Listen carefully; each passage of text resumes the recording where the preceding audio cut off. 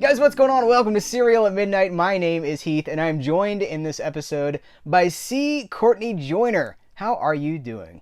Hey, We're going to talk. So, you are, let me give your qualifications. You are a filmmaker. You're a screenwriter, an actor, a director, you're an author. You are also a film expert. And so, for the subject of Poverty Row, you're the only man that I wanted to talk to about this. I'm so excited to talk to you about Poverty Row. This is a subject I think is dear to your heart. absolutely. No, those movies and that era were so specific and so interesting. And I forget who said it, um, but I remember Peter Bogdanovich had a great quote from some critic. It could have been like Francois Truffaut or someone who said, "B movies are what happened when the studios weren't looking." I always thought that was a real interesting take on things. And of course, with Poverty Row, it was all B movies, and Yeah. a lot of it was junk, but a lot of it was these really interesting things kind of snuck through. And of course, that is different than if you will, the B movies or the second features that were being made at the majors. These were, of course, several tiers below that. What do we when we talk about Poverty Row? What is Poverty Row? Well, the term really kind of came into being. I have to remember that, the movies were like a land rush business. And with silent movies, and everybody came to California, and everybody who could stand still tried to start a movie company. So there's all of this activity, and everybody was grinding stuff out. And then the same thing happened when sound came in. And suddenly, anybody who had the ability to have a film made with sound, they were going to find a distributor for it. So you had the major studios, and then literally in a small section down on around Sunset Boulevard and whatever, all these independent companies sprung up. And, it was places like Mascot and Grand National and Monogram, the original Monogram at that time, and then was later folded into Republic. So it was really those companies and tons of others. I mean, does anybody remember FBO? Does anybody remember? There were all of these outfits and they were, of course, the main thing they were doing was Westerns because Westerns were cheap. And usually it was going to be a Western, probably shot in about 5 days. And very often the lead would have been someone who was big in silent Westerns or silent movies, Fred Thompson or Hoot Gibson or someone like that. And they would go out to Simi Valley and do something very quick and, send it out to the theaters. Because what we don't remember anymore is that Warner Brothers, Goldwyn, Paramount owned their own theaters. Universal didn't. Columbia did not. So you had all these movie theaters that had sprung up, especially during the Depression, and they needed. Now, a lot of them shut down, but in the middle parts of the country and everything else, you had all these theaters that weren't owned by studios, and they needed product. And then when we got out of the Depression, it exploded all over again. It was like silent movie time, and the need for movies just went through the roof. And then with World War II, more so. And so these small companies, PRC, of course, Republic, Monogram, they were the ones to fill that need. And those were considered the Poverty Row outfits. Also, they were the companies that normally made cereals.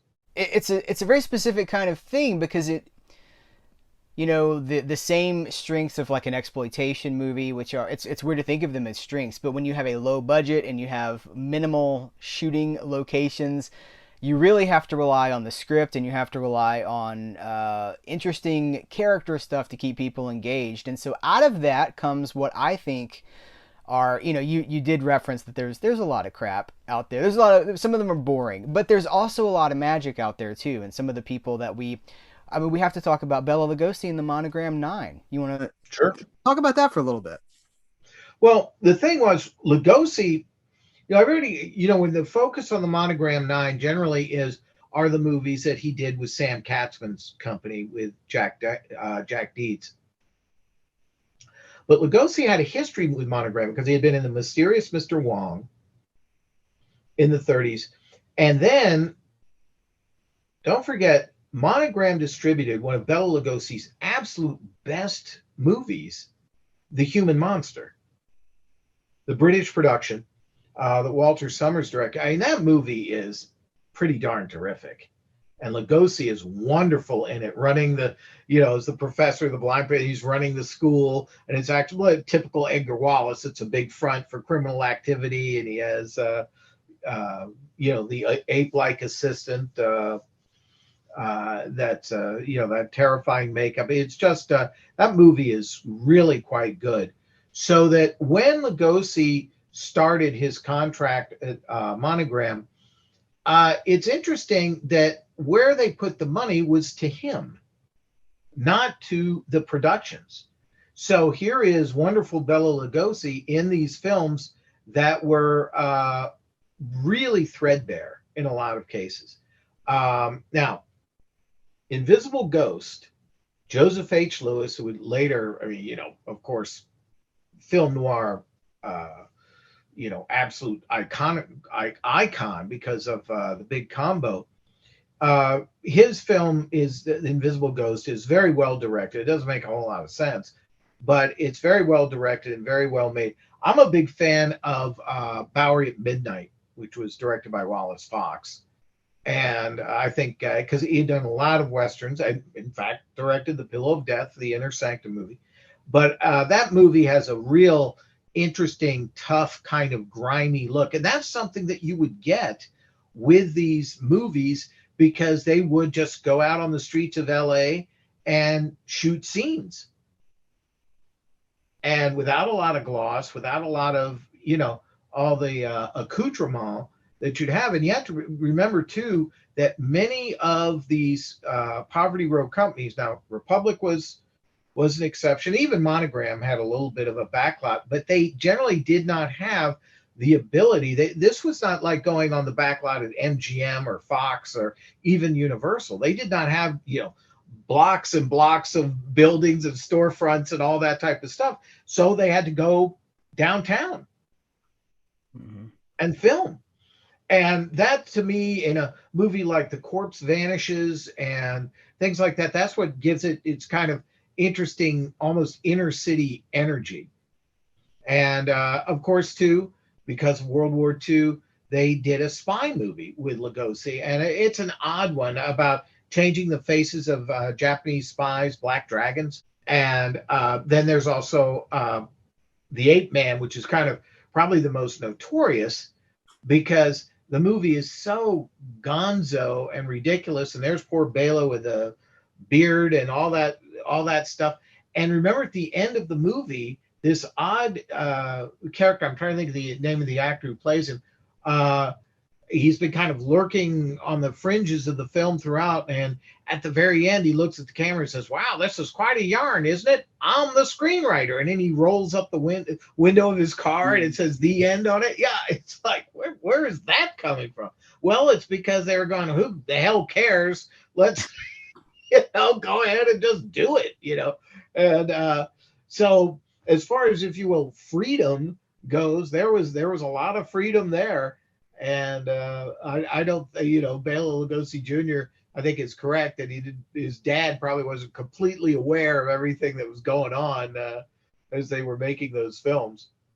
And then you've got Return of the Ape Man, which has nothing to do with the Ape Man. There's no Ape Man. It's a Neanderthal man. It's like a whole other thing. But it's Return of the Ape Man. And I have the lobby card. It's the only shot where George Zucco actually is in the Ape Man makeup, because he apparently got an attack of appendicitis the very first day of making the movie. So even though he's billed, he is not in the film. It was Frank Moran, the stuntman, ended up playing the Neanderthal man. I'm surprised that Zucco even would do that part. But after, say, something like Voodoo Man, and these are, William Bodine directed an awful lot of these movies.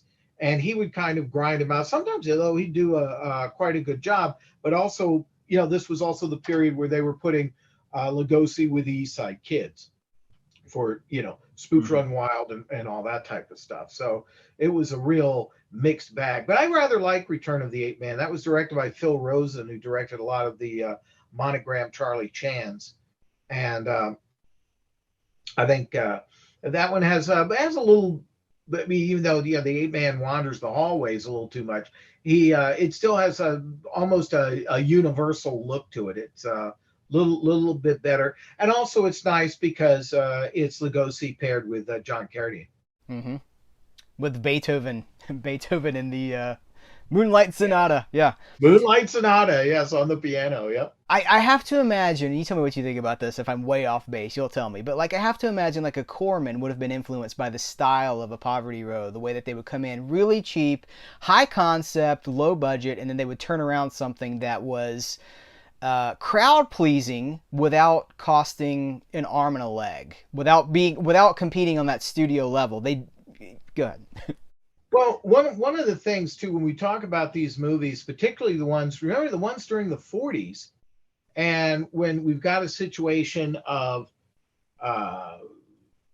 shot quickly and not many takes and everything else, don't forget there was a limitation on how much film every studio was allowed. So that was at an absolute premium. There was only, you were given so much film and that was it. So they were kind of forced into, for a lot of these things, these cost-cutting measures also related to that as well. So hands were tied in a lot of areas with this. And for those Poverty Row movies from the 30s and the 40s, one of the things that folks also don't recall is that they gave employment not just to actors, but to technicians who had careers dating back to silent movies and the very earliest silent movies. You had cameramen and guys like that who, had worked on Intolerance and The Squaw Man and this type of stuff, were the same guys who were behind the camera at Monogram. So that was the efficiency factor of having these old pros do this stuff. Now, sometimes maybe they did it a little too lean, but that was the important thing, is that they had a requirement for delivery of product, and it was like an assembly line. I mean, the movies were going to get made one way or another because they had a commitment that they had to fulfill, because they had to get this stuff out to theaters. And, one of the things too, especially with Poverty Row movies made by these smaller companies, is that there was no thought about television sales, because television didn't exist.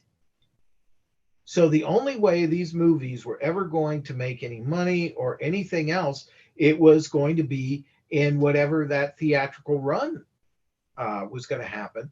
And then if they were lucky, like the Monogram pictures were then re-released by Astor in the 1950s. Now, they weren't interested in much else except for the Bela Lugosi horror movies and a few of the westerns. But that was the thing. It continued life of these films basically didn't exist. They just played until they were played out, and that was it. They didn't think about chiller theater and all these things, because it didn't exist. It wasn't part of the formula. Yeah. And we should mention too that they cover so many different genres, and there are great examples in many different genres. You've got your jungle action movies, you've got your detective movies, you've got your westerns, you've got your creature features. We're talking about the Ape Man and things like that. I think we should talk about Edgar G. Ulmer just a little bit, because I would say we should do some heroes of the Poverty Row scene too, and I think Ulmer is definitely one of the biggest heroes. Well, of course, Ulmer's reputation, for everybody, the genre, of course, was his creation of the Black Cat. and Universal. But Ulmer came from German Expressionism. In fact, he built the sets for the Golem. So he brought all this ingenuity and everything else, because the Black Cat, despite its classic status and everything else, was made rather quickly and not for a great deal of money. The money went to Boris Karloff, not the production. So this gorgeous Art Deco, wonderful design and all the rest of this was all from Ulmer. Now, of course, what happened with Edgar G. Ulmer was he ended up at PRC because we're big boys. We could talk about this. He got romantically entangled with a woman while he was married to somebody else. And the woman was to marry a member of the Laemmle family. And she didn't do it. She married Edgar G. Ulmer instead. And it was a sustaining marriage. But the Laemmles were so angry about this that wiped him out at the studio level. It's like, forget it. Because Ulmer was actually supposed to go to 20th Century Fox and do a movie with Shirley Temple. In fact, I think it was Heidi that Alan Dwan ended up directing. So forget about the major studio level.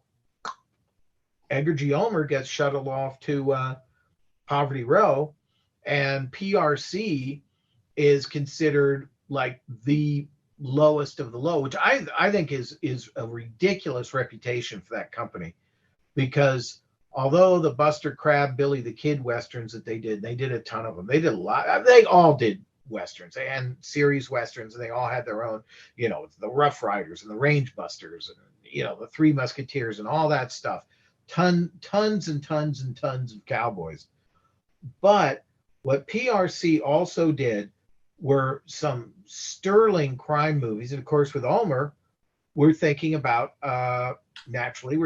Detour, an incredible work that he put together, and with someone who was making a name for himself, kind of, sort of, at certainly well in the B area. I mean, Tom Neal, and then Ann Savage, who were both under contract at Columbia.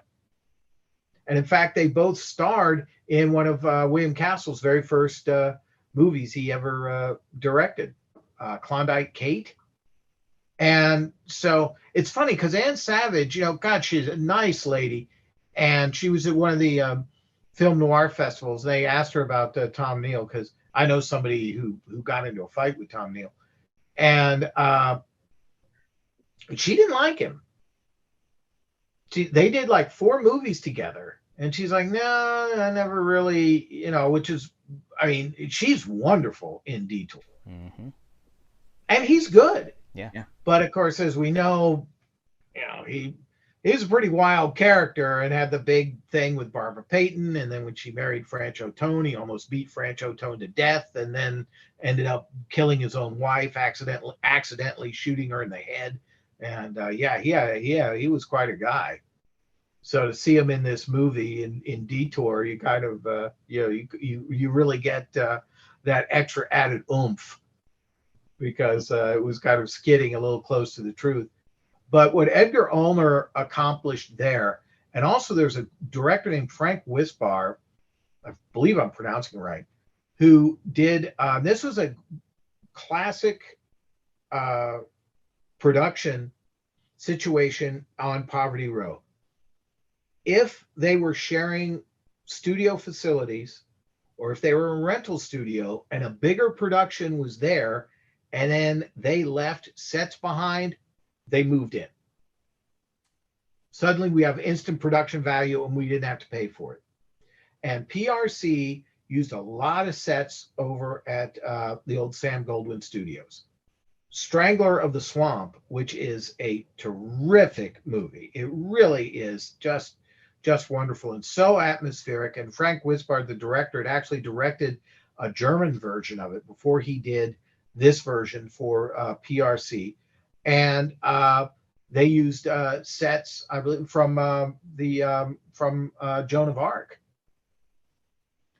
Well, I think also there might have been a set or two from the Bells of St. Mary's, but they used those sets. So this film has an incredible look to it, just absolutely wonderful. And of course, the Strangler is our great friend uh, Ming the Merciless, and Blake Edwards is the young hero. I wanted to mention, speaking of PRC, another bit of evidence that they were not as bad as made out. The Hugh Beaumont, the Mike Shane mysteries that they made over there, that have just been picked up and restored by Classic Flicks within the last year or two.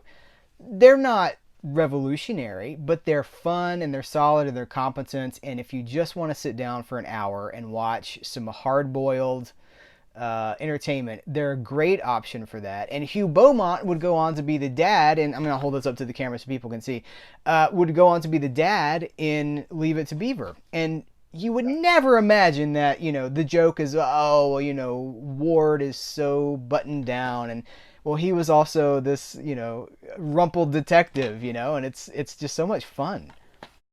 Well, that's also something too that, of course, at Poverty Row that the studios did as well, and that was series films because there were so many. Whether it was, The Falcon or Blondie or The Saint or Bulldog Drummond or just on and on and on, Boston Blackie, The Crime Doctor, Sherlock Holmes over at Universal. And that was just a regular part of the movie going experience. Charlie Chan, when Daryl F. Zanuck decided that 20th Century Fox was not going to do any more second features like Charlie Chan, and he wanted to get rid of all the series films because he didn't, I don't think, like the image it gave Fox, even though of course they were still making B movies through the war. And Monogram grabbed Charlie Chan, much to their delight, because they did, I don't know, at least like 30 Charlie Chan movies, and where Zanuck also was upset because he sold Sherlock Holmes to Universal. You have the outbreak of World War II, and of course, Universal says this is where Sherlock Holmes is going to fight Nazis, which was just a masterstroke. So those things could have, now, of course, Universal's not Poverty Row, but those things were kind of all self-perpetuating in within B movies. And it's interesting that PRC, they did one horror film with Bela Lugosi, The Devil Bat, which in fact was one of their very first releases. Everybody in Heathville loved Dr. Carruthers, and then, yes, put it on your throat, and then, yeah, there it goes, The Devil Bat. Okay, so what happened to Poverty Row? Where did it go? When did it wind down? Television. It was a weird situation because the owner of Republic Pictures, Herbert J. Yates, is a very, very smart guy, and he also owned the Film Lab CFI. So all of these low budget companies, and CFI still exists, and that's where everybody used to go. They used to all nickname it CFI Care because you're kind of rolling the dice, having them process your movies. But so as TV kind of shut down the need for those kinds of second features, but it was a weird transitional time because the thing is, those movies like the PRCs and everything else. Now PRC was one of the companies that they then became Eagle Lion. So suddenly they're doing the Anthony Mann tough film noirs like T-Men and all that stuff. Monogram transformed into Allied Artists.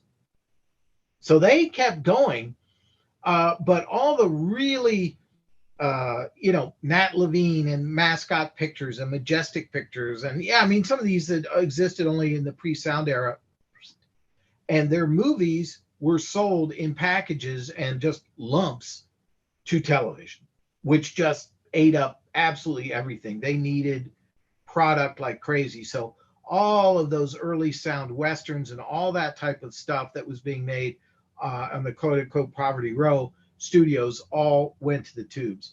And the thing was, while the big studios, first of all, they were hit with the antitrust laws. So they had to divest themselves of their theaters.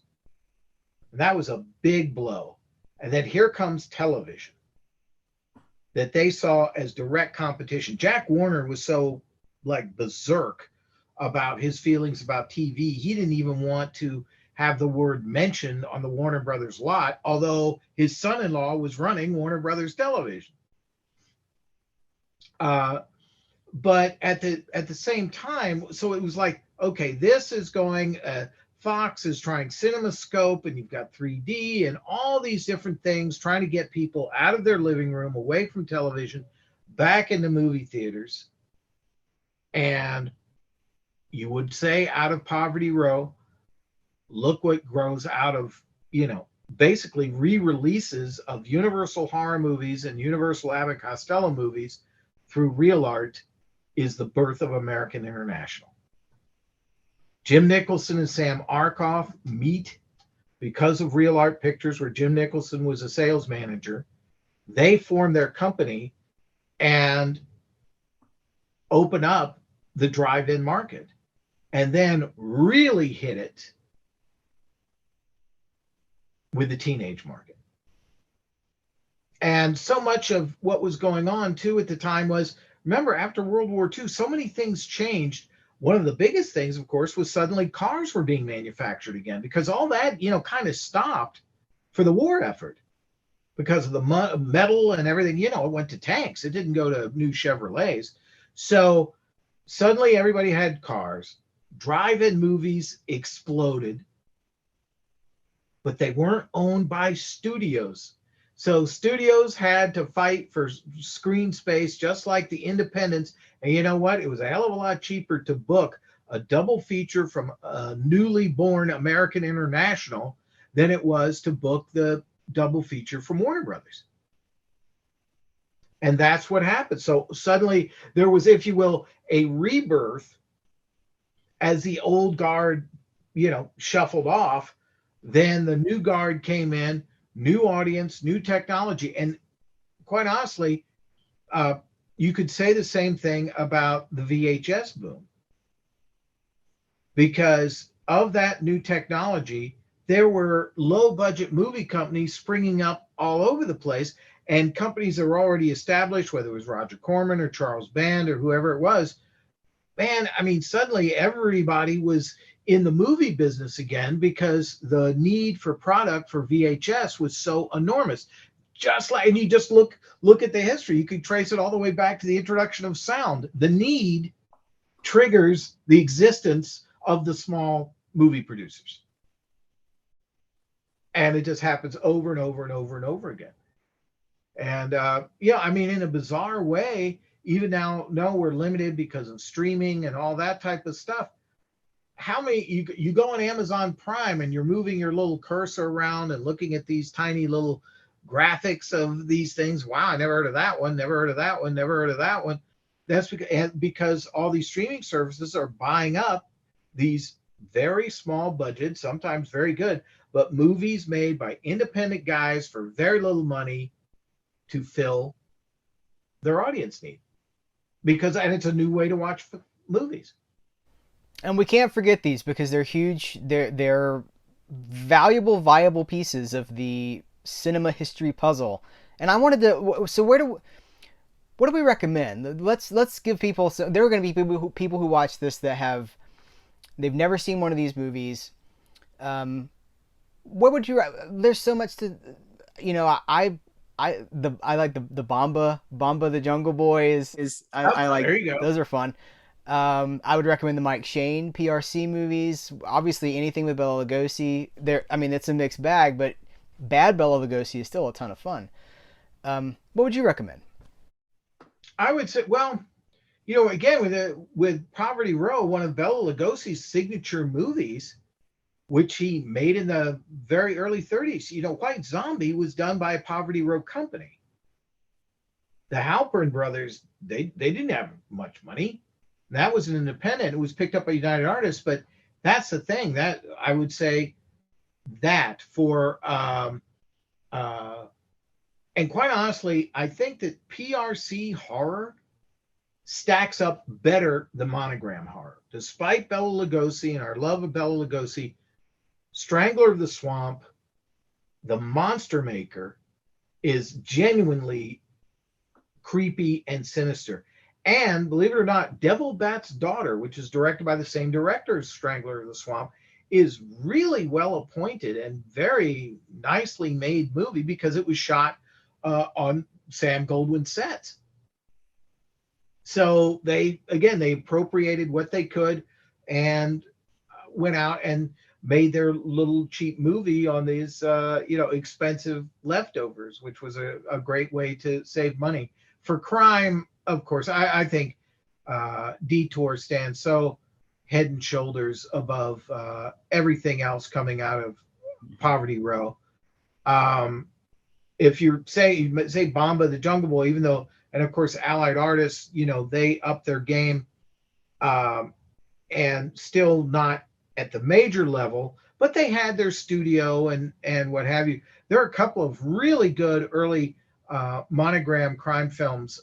When Strangers Marry, which was one of William Castle's first films as a director, starring Robert Mitchum and Kim Hunter, is a good film. And for the Allied Artists, boy, the crime thing, you're just not going to beat The Big Combo. But that was like one of their bigger movies. But at the same time, they were still picking up independent stuff like The Indestructible Man, starring Lon Chaney. So those roots to Monogram were not so easily erased, even though they had the title change. I think during the 40s, for the Republic pictures, of course, Republic was serials and westerns, and their big during the 40s. Of course, their big star was John Wayne. So, Fighting Seabees and Sands of Iwo Jima and the Flying Tigers and all that type of stuff was going on. But Republic also was making some horror pictures. You had The Lady and the Monster, you had The Vampire's Ghost, you had Catman of Paris. And Catman of Paris and Vampire's Ghost were originally released on a double feature. And Republic didn't do very many horror films. I think everybody kind of felt in a lot of ways that that was really the province of Universal. Now, of course, Val Lewton, that's a whole nother thing, because RKO would not be considered Poverty Row, even though they kind of gave Val Lewton Poverty Row money in which to make his movies, but it was still, a big studio. And that was kind of, I think the balancing act is that the big studios often still had B units. And those guys weren't operating, even though, they got to go through the big gates, they weren't operating with a great deal more money than the fellows who were literally down there on Gower Street and Sunset Boulevard in some shabby office, scraping together the money to do Bela Lugosi Meets a Brooklyn Gorilla. And that was kind of the whole thing with Poverty Row. It was very fly by night and what you can, do with the seat of your pants. And but that was also the great thing too. And if you look at these films, what you see too are people who had careers in the 20s and the 30s or whatever, and they're kind of going down.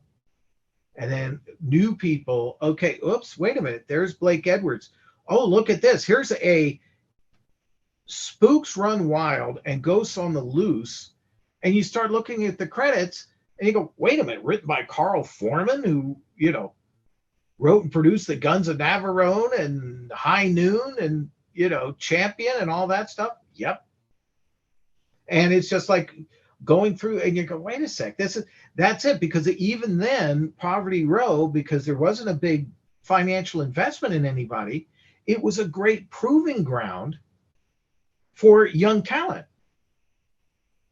And that has always been, I think, one of the great constants, whether, going back to the days before sound, where if you had a producer who didn't have a lot of dough and he would go ahead and he would give some writer who didn't have any credits a shot, or he'd give a director who'd never done anything before, or a leading lady or an actor or somebody who didn't have a great deal behind them, but you know what, the price is right, they're fine. And then the next thing you know, 10 years later, they're at MGM. But they got their start in these small venues, in these small movies. There's so much to love, and we're in a fortunate position now too, because so many of these movies are getting reissued in very nice, clean editions. Have you seen the restoration that we should mention this because this was made by a real Poverty Row outfit, Majestic Pictures. Have you seen the restoration of the Vampire Bat? No. It is incredible, and they restored the color sequence. There is a moment in the movie where crazed villages are chasing Dwight Fry, and they had done 2-strip Technicolor, and so suddenly now that's been restored, so that the orange flames are seen once again. And here's a movie shot on the Universal backlot. Frank Stryer, who directed it, really a beautiful job. It's an odd movie, but it has so much great visual stuff. It's very gruesome. Lionel Atwill as a mad doctor, Fay Wray, and Melvin Douglas, and Dwight Fry as a crazed vampire maniac. 62 minutes later, how can you not be thrilled? We're very fortunate. And you've been involved with some of these releases too. You talked about Allied Artists. We should reference your piece that you just contributed to the. You did a kind of an overview about Allied Artists on the Flight to Mars Blu-ray for. That was on Flight to Mars for a Film Detective. Yeah, that was a lot of fun because, again, the history of Monogram Pictures and their transition, really because of Walter Mirisch into Allied Artists and trying to up their game and really look, it was basically a situation of, look, guys, if we're going to stay in business, we have got to compete movie to movie with the major studios now. Grinding, and even though they kept grinding out Bowery Boys and picking up things like Daughter of Dr. Jekyll, directed by Edgar G. Ulmer, and movies like that, they still they decided, no, we've got to suddenly make movies in scope. If we're going to do Westerns, it can't be series Westerns. It's going to have to be something starring Joel McCrea or Sterling Hayden or whatever. So certainly not A movies, but certainly B plus. And then they did do some movies with people like Gary Cooper and things like that. But it was a very interesting period where there is one company that had a very public transition and growth from Poverty Row into, if you will, the mainstream. They were always in the mainstream, but they just now were the more expensive stream, I should say. Mm-hmm. What else do you have that you can tell us that's what's coming up for you? Let's plug some stuff. Oh, okay. Well, two things. October's really pretty neat. We have Frankenstein's Daughter from Film Detective, a neat little thing that I did on camera about John Ashley. And then I'm very excited about The Amazing Mr. X, starring Turhan Bey. It's a very good movie anyway. But and Dan Griffith put together, of course, the great supplemental features, as he always does. And we did a wonderful interview with Lisa Morton, really the expert on the history of Halloween. And also, she just wrote a wonderful book about seances and spiritualism and how that was also used, in con games and things like that. And so we have a great interview with her that is just terrific for Amazing Mr. X. And then the same month, we have The Incredible Shrinking Man from Criterion. And there's a documentary on there that Dan Griffith did that I was part of about Jack Arnold called Auteur on Campus. That is quite wonderful. And then really going up the hill, High Sierra, the Raoul Walsh film, also for Criterion. in a documentary about Walsh's career that Marilyn Moss had made about 2 years ago. And this is great because the documentary is terrific and it's now getting fully exposed. And Martin Scorsese actually had supported it early on and put it on a copy of the Western Pursued with Robert Mitchum. And but it was only released in France. So now finally we'll get to see it. And here's the cool thing. On the IMDb, and you look this thing up, and it says cast. Is it Peter Bogdanovich, Lee Marvin, and then me? So I'm like, okay, I'll take that. Yes. Wow. Congratulations, by the way, on the Criterion work. That's incredible and much deserved. Oh, well, thank you. I mean, I really had zero to do with it. It was just being able to participate in these two documentaries, and then they got grabbed by Criterion. So it was really just they're recognizing how good the filmmakers were, and I happened to be the guy who was stumbling around in front of the camera for them. So, well, I think from the last however long we've talked here, I think it's very clear that you know this stuff so well. And you know, it seems sometimes to me like as we get further from things like Poverty Row, from the classic era of the monster movie, the 30s, 40s, 50s, it feels almost like forbidden knowledge or secret knowledge, and there are fewer people telling these stories. You know what? It kind of feels like magicians, like stage magicians, and they would guard the secrets, and the knowledge gets lost, but there are a few who protect that flame. You feel like one of the protectors of the flame. So the fact that you're here talking to us about this, I just love it so much. Thank you for your time. well, no, thank you so much for, always. I mean, you're terrific, and you've done.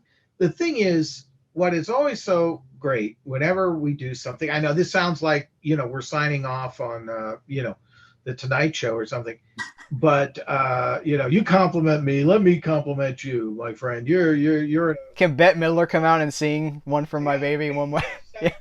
But your stance on these things, I think you're overly modest, is so valuable, and it's great because you know what you're talking about, and a lot of guys, honestly, God love them, don't. And that's can be a bit of a problem because when and I go on the internet, I'm scrolling around looking for insights into new releases and things like that. And sometimes you just stumble onto someone, you go, well, gee, that's not exactly right, or that's not exactly right. That's just not the case with you. You know your subject, and your love for the movies that you're reviewing and the love for the movies that you're examining is absolutely genuine, and you dive deep, and not many people do that. I think that's very cool, and it's valuable. And look, what the idea of these movies existing on Blu-ray or whatever the format is, man, that stuff goes away if the Blu-rays themselves don't get exposure and aren't sold. Yeah. Well, so we're kind of performing a double task here, I hope, and encouraging people to take a look beyond the Marvel universe, I guess is what we're saying. Yeah, it's true. That's one of the. I mean, that part is true. The other stuff that you said, maybe, I don't know. No, you know what? It's a journey, and there is no end point for the journey, and I'm so curious, and I have so much respect and love for film history. I love stories. I love storytellers. And once you realize how much you don't know, you think, I mean, when I was younger, I was like, well, I like classic movies. I like The Godfather. But then you realize, all the stuff that's before that. And you can go back, silent movies, and how relevant and how fun and how powerful some of it still is to this day. It just propels you forward, and I get excited about it. So I will take a little bit of that, and I'll say thank you. I want to be like you when I grow up. That's what I want to be. Oh, God. So. But thank you. No, it's true. We want to elevate this stuff because we love it. I mean, this means, like Richard Dreyfuss with his mashed potatoes. This means something. I mean, this is movies are magic. I really believe that. There's something that's special that happens when a movie comes into being. Well, and I love it. One of the things that we always hit on because we are talking about movies generally from really a bygone era. You're watching something that is in fact recorded history. And you're seeing what the culture was like, what the people, and if they've taken the camera outside the studio, you go, oh my gosh, look at Los Angeles in 1933. Mm-hmm. Look at, and that's the wonderful thing too, because suddenly your perspective about what this was and how people were and everything else, and sometimes it's like, wow, did they really say that? And other times you're just like floored going, oh my gosh, I'm just like, someone who has not been on this earth for 75 years. Yeah. And that's a discovery. And, I think that's really what this is, as you said, what it's all about is you just find out things, and it's kind of like a treasure hunt, but it's also all that relatable stuff. And you go, oh my gosh. Honestly, because when I first came to Los Angeles, do you know how I kind of recognized where I was and where I was going around? Adam 12. Oh, wow. Watching Adam At least 12. it was an emergency. Yes, but you'd hear those radio calls. We need to Riverside Drive and Tahunga, this type of stuff. And suddenly I was like, oh, wait a minute. At least I know where I was. Reed and Malloy were here once. So, so everything interconnects in its own way. Yeah. It does. And you're right. I think that movies are as close as we can get to time travel because they capture moments in time and space in a way that photographs can do it. But when you can get those photographs to move and you can add sound, wow. Earlier today I was watching a 1931 Tallulah Bankhead movie. I was watching The Cheat. And it is just, it's pre-code. You want to think that, well, it's so quaint, but it's not quaint. It's relevant, and everybody's so hung up on the same stuff we still are. It's fascinating. The pre-code stuff, oh my God. Because I just had to write a little piece about that. It's a little shocking because we don't expect this in movies this old. Miriam Hopkins has nudity in Dr. Jekyll and Mr. Hyde. I'm like, wait a minute, did she just take off her shirt? Yes. Mm-hmm. It's like, whoa. And the Mystery of the Wax Museum, Edmund Carew is a heroin addict. And all these things that they used to, it was wild stuff. And in some ways, really, not timid at all. Then, of course, the Hays Code came in and stuff. But it's always so fascinating to see that. And you get a little shocked because you don't expect those things in films of that vintage. Yeah. And absolutely, it's right there in front of you. All you have to do is find the right Blu-ray and pop it in. The worst thing we can do is to assume that the past was quaint and sanitized and that we are better than they were then, because we are not better. We're not. There's so much to learn, so much to appreciate, so much to enjoy, and we're in a great position to do it. As you say, you just pop in a Blu-ray. This has been a pleasure. Anything else you want to promote? Did we get to? I think we hit all the biggest, because all this stuff is coming out here and just starts in about 2 weeks. Mm-hmm. So I've got we have 4 or 5 releases in October, kind of every week, another 2 and another 2. So great. I'll reference people to our previous conversation, which was just sort of a long form. It was see Courtney Joyner Unchained, just talking about we covered UCLA, we covered early film influences, we covered what happened to the Western, we covered your some of your written work, your books and stuff. So I'll link to that in this, and I'll reference people to that. But it's always a pleasure. Thank you so much for talking to us about Poverty Row. Oh, thank you so much for asking me. As I said, this is one of my favorite subjects. We'll just have to pick it up we'll pick it up and talk more about something else really soon, because this is okay. Terrific. you know where I am. That's right. Guys, thank you so much for watching this. Continue. I mean, this was huge. So continue the conversation in the comments below. We're looking for Poverty Row recommendations. We're looking for stories. We just want to keep it going because this is something that, let's be honest, not a lot of people on YouTube talking about Poverty Row cinema.